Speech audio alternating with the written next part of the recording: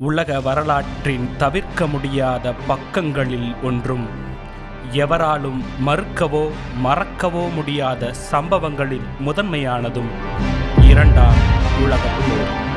அந்த போரில் உலக மக்கள் ஒரு சர்வாதிகாரியாகவும் ஈவு இரக்கமற்ற கொடூரனாகவும் உலக நாடுகளை அஞ்சி நடுநடுங்க வைக்கும் வில்லனாகவும் அதே சமயத்தில் ஜெர்மானியர்களால் தன்னிகரற்ற தலைவனாகவும் மக்களின் ஆகச் சிறந்த அபிமானத்தையும் நம்பிக்கையையும் பெற்ற ஜெர்மானர்களின் கதாநாயகனாகவும் என இரு முகங்களைக் கொண்ட உலக ஆச்சரியம். இந்த உலக நாடுகளின் தூற்றுதலுக்கும் ஜெர்மானியர்களின் போற்றுதலுக்கும் சொந்தக்காரர். உலக வரலாற்றில் அவருடைய பெயர் இப்படி பொறிக்கப்பட்டிருக்கும். அவர்தான் அடால்ஃப் ஹிட்லர். நாம் பலரும் ஹிட்லரை பற்றி அறிந்தது அவர் 5 லட்சம் யூதர்களை கொன்று குவித்தார் என்றும் இரண்டாம் உலகப் போரின் காரணகர்த்தா என்பது மட்டுமே. ஆனால் அவரை ஒரு சாமானியனாக உங்களுக்கு தெரியுமா? ஹிட்லரின் தாய் அன்பு பற்றி உங்களுக்கு தெரியுமா? ஹிட்லருக்குள் இருக்கும் காதலனையும் அவருடைய உருக்கமான காதல் கதையையும் பற்றி உங்களுக்கு தெரியுமா? நட்புக்கு இலக்கணமாய் வாழ்ந்த அவரின் நட்பை பற்றி உங்களுக்கு தெரியுமா? கலையார்வம் மிக்க ஒரு ஓவியனாக உங்களுக்கு தெரியுமா? கனவுகளை துரத்தும் இளைஞனாக உங்களுக்கு தெரியுமா?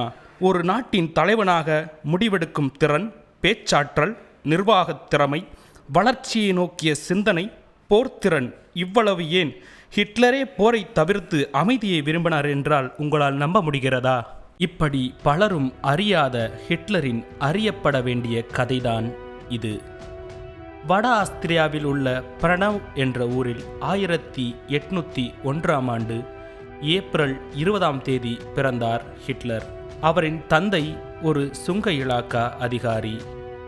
அவரின் 3வது மனைவிக்கு 4வது மகனாக பிறந்தவர்தான் இந்த ஹிட்லர். அவர் பிறந்து 1 வயது வரை சத்து குறைபாடு காரணமாக அடிக்கடி காய்ச்சல் வரக்கூடிய நோஞ்சானாகவே அவர் இருந்து வந்தார்.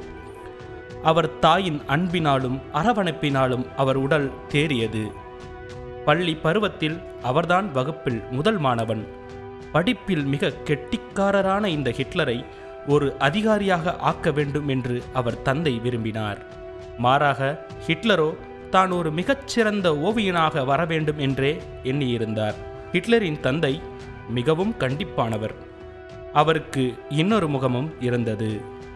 மதுப்பிரியரான இவர் குடித்துவிட்டு மனைவியையும் குழந்தைகளையும் கொடுமைப்படுத்தினார். சிறு வயதில் மாணவர்களோடு சண்டையிடுவதும் ஆசிரியர்களிடம் மோதுவதும் ஹிட்லரின் குணமாக இருந்தது. இந்த முரட்டு குணம் வர காரணம் அவர் தந்தையின் மீது வைத்திருந்த வெறுப்பும் அவர் தந்தை அவரை நடத்திய விதமும் தான். தந்தை ஒரு நாளும் ஹிட்லரை பெயர் சொல்லி அழைத்ததே இல்லையாம். அவர் ஒரு விசிலை எடுத்து ஊதியதும் ஹிட்லர் ஓடி வந்து நிற்க வேண்டுமாம். அவர் வளர்க்கும் நாயையும் ஹிட்லரையும் ஒரே போல்தான் அவர் நடத்தினார். பின்பு 1903ஆம் ஆண்டு ஹிட்லர் தன்னுடைய 14ஆம் வயதில் தன் தந்தையை இழந்தார். இந்த உலகம் ஹிட்லரிடம் கற்றுக்கொள்ள வேண்டிய நல்ல சில பழக்க வழக்கமும் அவரிடம் இருந்தது. ஹிட்லருக்கு மது அருந்தும் புகைப்பிடிக்கும் பழக்கம் இல்லை. அதற்கு காரணம், பள்ளியின் இறுதித் தேர்வை முடித்த ஹிட்லர் அதற்கான சான்றிதழை பெற்றுக்கொண்டு வரும் வழியில் நண்பர்களுடன் சேர்ந்து மது அருந்தி போதையில் அந்த சான்றிதழை கிழித்து எறிந்திருக்கிறார். இந்த சம்பவத்தை அவருடைய ஆசிரியரும் தாய்க்கும் தெரிய வந்து ஹிட்லரை கடுமையாக கண்டித்தனர். அன்றிலிருந்து தன் வாழ்நாள் மூச்சு இருக்கும் வரை குடியையும் சிகரெட்டையும் தொடமாட்டேன் என்று சபதம் செய்தார். அதன்படியே வாழ்ந்தும் காண்பித்தார். மாதம் மாதம் வரும் அரசின் உதவி பணத்தை நம்பியே குடும்பம் ஓடியது. தன்னுடைய 18வது வயது நிரம்பியதும் அம்மாவிடம் பணம் பெற்றுக்கொண்டு தனது சிறிய வயது கனவான ஓவியராக வேண்டும் என்பதற்காக ஆஸ்திரியாவின் தலைநகர் வியன்னாவுக்கு புறப்பட்டார். பிற்கால ஜெர்மனிய வரலாற்று புத்தகங்களில் அவர் உலக சித்தாந்தத்தை மாற்றியமைக்கத்தான் வீட்டை விட்டு புறப்பட்டார் என்று வர்ணித்து எழுதப்பட்டிருந்தது. ஆனால் உண்மையில் அவர் ஒரு ஓவியனாகத்தான் தான் வரவேண்டும் என்று ஆசைப்பட்டார். பிற்காலத்தில் நீதான் ஜெர்மானியத்தின் ஜனாதிபதியாக வரப்போகிறாய் என்று யாராவது சொல்லியிருந்தால் அதை அவரும் கூட நம்பியிருக்க மாட்டார். அவர் வியன்னாவில் உள்ள ஆர்ட் அகாடமியில் சேர விரும்பினார். ஆனால் அவரால் நுழைவுத் தேர்வை கூட தேர்ச்சி பெற முடியவில்லை. ஏனென்றால் எவ்வளவு பேர் தேர்வு எழுதினாலும் வெறும் 28 பேருக்கு மட்டும்தான் அங்கு படிக்க வாய்ப்பு அளிக்கப்பட்டது. அடுத்த ஆண்டு மீண்டும் சேர முயற்சித்தார். இம்முறை தேர்வில் கலந்து கொள்ளவே அவரை அனுமதிக்கவில்லை. அதே ஆண்டு இறுதியில் தன் தாயையும் இழந்தார் ஹிட்லர். சிறு வயதில் தந்தையின் கொடுமை, தொடர் தோல்வி, கனவுகளை தொடர முடியாத விரக்தி, தாயின் மறைவு, இந்த நினைவுகள் அவரை வாட்டி வதைத்தது. உலகில் ஏனோ அவமானங்களும் தோல்விகளுமே மிகப்பெரிய சாதனையாளர்களின் இளமை காலங்களை நிரப்புகின்றன. இந்த காலகட்டத்தில் ஹிட்லரிடமிருந்து ஒரே சொத்து தாயின் சேமிப்பும் ஒரே ஒரு வீடு மட்டும்தான். இக்காலகட்டங்களில் அவர் ஒரு நாடோடியாகவே திரிந்தார். பிழைப்புக்காக ஓவியங்களை விற்று பிழப்பு நடத்தி வந்தார். ஆனால் பெரிய அளவிற்கு ஓவியத்தில் அவரால் சாதிக்கவே முடியவில்லை. பிழைப்புக்கு வழி தேடி அவர் ஜெர்மனுக்கு வந்த நேரம் ஒரு ஓவியராகத்தான் ஆக முடியவில்லை, இராணுவத்திலாவது சேர்ந்து ஏதாவது சாதிக்க வேண்டும் என்றே அவர் எண்ணியிருந்தார். அப்போது அவருக்கு வயது வெறும் 25 மட்டுமே. முதல் உலகப்போர் தொடங்கிய சமயம் அது. 1914 இருந்து 1918 வரையும் நடந்த உலகப்போரில் அவர் ஒரு சாதாரண சிப்பாயாக வேலைக்கு சேர்ந்தார்.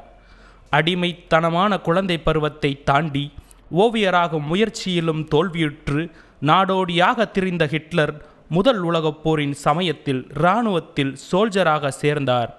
அங்கே அவருக்கு ரன்னர் பணிதான் தரப்பட்டது. முன்னணியில் போரிடும் வீரர்களுக்கு தகவல்களையும் கட்டளைகளையும் சுமந்து ஓடிச் சென்று தருவதுதான் ரன்னர் பணி. துப்பாக்கி குண்டுகள் பொழிய, வெடிகுண்டுகள் முழங்கிடும் போர்க்களத்தில் தனது வீரத்தை வெளிக்காட்ட இதுதான் சமயம் என்று ஹிட்லர் வெறிப்படுத்ததைப் போல் ஓடினார். ஆச்சரியம் என்னவென்றால் ஒரு குண்டு கூட அவர் மேல் படவில்லை என்பதுதான். அவர் துணிவையும் கடமை உணர்வையும் பாராட்டி இராணுவம் அவருக்கு அயன் கிராஸ் என்னும் பதக்கம் அணிவித்து கௌரவம் செய்தது. ஆனால் உலகப் போரின் போது எதிரிகளால் மஸ்டர்ட் வாயு வீசப்பட்டதால் ஹிட்லரின் ஒரு கண் தற்காலிகமாக பாதிக்கப்பட்டது. நுரையீரலும் பாதிக்கப்பட மருத்துவமனையில் அனுமதிக்கப்பட்டார் ஹிட்லர். அந்த சமயத்தில் ஜெர்மனி முதலாம் உலகப் போரில் சரணடைந்தது. மருத்துவமனையில் இருந்த ஹிட்லர் துரோகம் இது என்று ஓலமிட்டவாறு கதறி அழுதார். கம்யூனிஸ்டுகளும் யூதர்களும் தான் ஜெர்மனியின் தோல்விக்கும் இரகசியமாக வேலை செய்தார்கள், அவர்களை அழிக்காமல் விடமாட்டேன் என்று தனது மனதில் அவர்களின் மேல் உள்ள வெறுப்பை முதலாக வெளிப்படுத்தி கர்ஜித்தார் ஹிட்லர். மருத்துவமனையிலிருந்து வெளிவந்த ஹிட்லர் புதிதாக தொடங்கப்பட்டிருந்த தேசிய சோசியலிஸ்ட் ஜெர்மன் தொழிலாளர் கட்சியில் உறுப்பினராக சேர்ந்தார். அப்போது அந்த கட்சியின் உறுப்பினர் பலமே சில நூறுதான். அந்த கட்சியின் ஜெர்மனிய மொழியின் சுருக்கமே நாசி. இதுவே உலக சரித்திரத்தின் சக்தி வாய்ந்த இரு எழுத்துக்களாக பின்னாளில் மாறியது. மாலை நேரங்களில் யார் வீட்டு மாடியிலாவது கூடி அரசை திட்டி தீர்ப்பதுதான் அந்த கட்சியின் பொழுதுபோக்காகவே இருந்தது. 1920 பிப்ரவரி 29 அந்த கட்சியின் முதல் பொதுக்கூட்டம் நடைபெற்றது. ஹிட்லர் தனது முதல் உரையை தொடங்கினார்.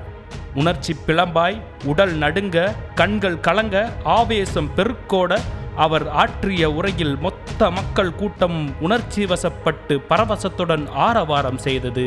அன்று அந்த பெருங்கூட்டத்தை முழுமையாக ஆக்கிரமித்தார் இளம் தலைவர் ஹிட்லர். அவரின் சக்தியை அவரே உணர்ந்த தினம் அன்றுதான். அடுத்த ஓரிரு ஆண்டுகளில் ஹிட்லரின் உரையை கேட்பதற்காக பல்லாயிரக்கணக்கானவர்கள் திரண்டனர். உலகின் மிகச்சிறந்தவர்கள் ஜெர்மனியர்கள் என்ற பெருமிதத்தை அவர்களிடம் விதைத்தார் ஹிட்லர். ஸ்வஸ்திகா சின்னத்தை கட்சியின் சின்னமாக பயன்படுத்தினார். அரசாங்கத்தின் நிர்வாக திறமையின்மையால் தான் நாட்டில் வேலையில்லா திண்டாட்டம், வறுமையும் பெருகிவிட்டதாக பிரச்சாரம் செய்தார். அரசாங்கத்துக்கு எதிராக மக்களை தூண்டிவிட்டு ஆட்சியை கைப்பற்ற முயன்றார்.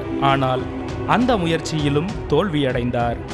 1923 அரசாங்கத்தை கவிழ்க்க முயற்சி செய்ததாக ஹிட்லரையும் அவரது சகாக்களையும் சிறையில் அடைத்தது ஜெர்மன் அரசு.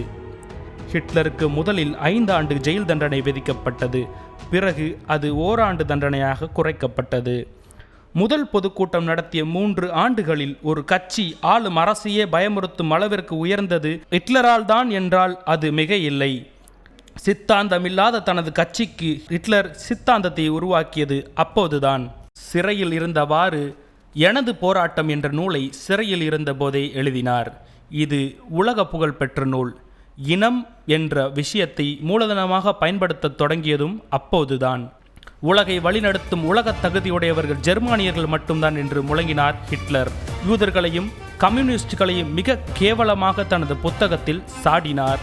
யூதர்கள், ரஷ்யர்கள், மனநலை பாதிக்கப்பட்டவர்கள் இல்லாத ஒரு புது யுகத்தை உருவாக்க வேண்டும் என்று ஆபத்தான கருத்தை முன்வைத்தார் ஹிட்லர். மற்றவர்களையும் தனது கருத்திற்கு உடன்பட வைத்தார். அந்த சமயம் இந்தியா பிரிட்டனின் காலனியாக அடிமைப்படுத்தப்பட்டிருந்தது. ஹிட்லர் தனது புத்தகத்தில் ரஷ்யா ஜெர்மனியின் இந்தியாவாக இருக்க வேண்டும் என்று குறிப்பிட்டார். உலக கம்யூனிஸ்டுகளின் தலைவரான லெனின் தன்னுடைய டைரியில் இப்படி குறிப்பிட்டிருந்தார்: அனைவரையும் நேசி, சிலரை மட்டும் நம்பு, ஒருவரை பின்பற்று, ஆனால் ஒவ்வொருவரிடமிருந்தும் கற்றுக்கொள் என்று கூறினார். ஹிட்லரிடமிருந்து நாம் ஏதாவது குணங்களை கற்றுக்கொள்ள வேண்டும் என்றால் அவருடைய மன உறுதி, தைரியம், தன்னம்பிக்கை, விடாமுயற்சி இவை அனைத்தையும் கற்றுக்கொள்ளலாமே. ஹிட்லரின் காதல், ஹிட்லரின் நட்பு, அவர் எப்படி ஜனாதிபதியாக பதவியேற்றார், மேலும் அவர் இரண்டாம் உலகப் போருக்கு எப்படி காரணமாக அமைந்தார் என்ற வரலாறை தொடர்ந்து அடுத்த காணொளியில் காணலாம்.